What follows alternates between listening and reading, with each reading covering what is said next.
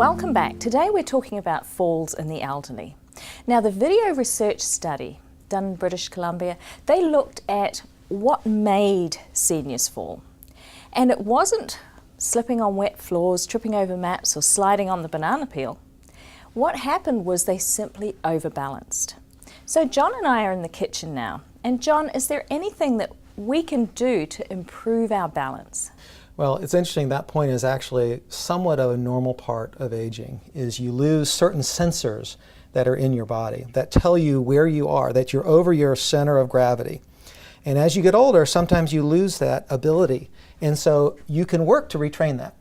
Kitchen sink is ideal. Really? It's an ideal location because we can grab onto it, we can stand here. A lot of kitchen counters have a corner right on the side, so you've got a barrier on this side, you can have a caregiver on one side, and then you can take a chair, put right behind you, and now you've got a safe area through which you can do some balance retraining. All right.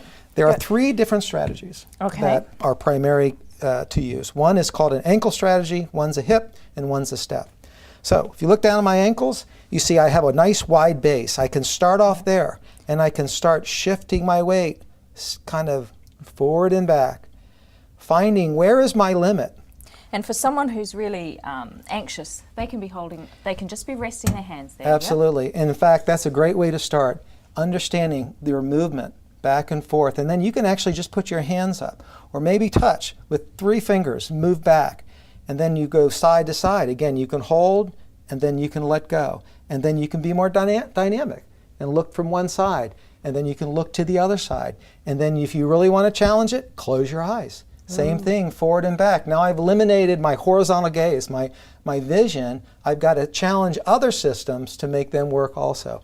Or I can narrow my base. I can put my feet closer together, and I can do it, same thing, forward and back, side to side, rotate, and I can close my eyes. I can make it more dynamic by going ahead and making arm movements from side to side and really challenging it that way. I can still narrow my base even farther, shifting forward and back. Side to side is not going to work too much, but I can rotate from one side and back to the other side, and I can use my arms. So that's an easy way to do it. Here, you've got your balance.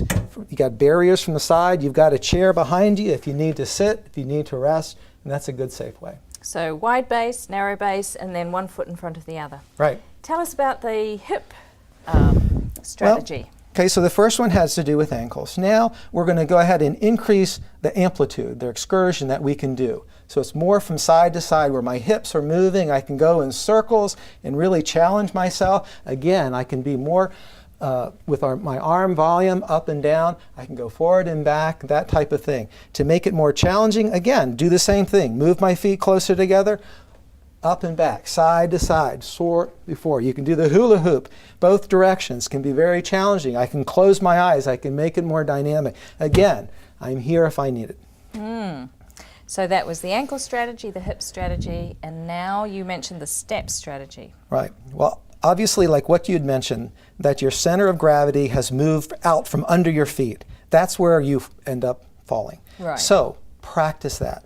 But practice stepping and catching it. So I shift my weight and I step. Obviously, you can have you're holding first. You shift and I step.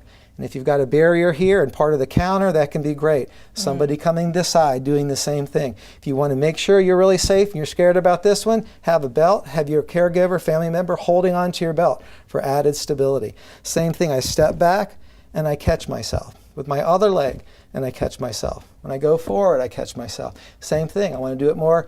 I can close my eyes to the side and catch myself. Mimic losing my balance. Right. And so what do I have to do to correct it? I have my hip flexor. My knee has to raise up or that foot is going to slide and I'm going to go down. So I've got to get used to stepping and get used to that type of movement. The more I practice it, the more repetition.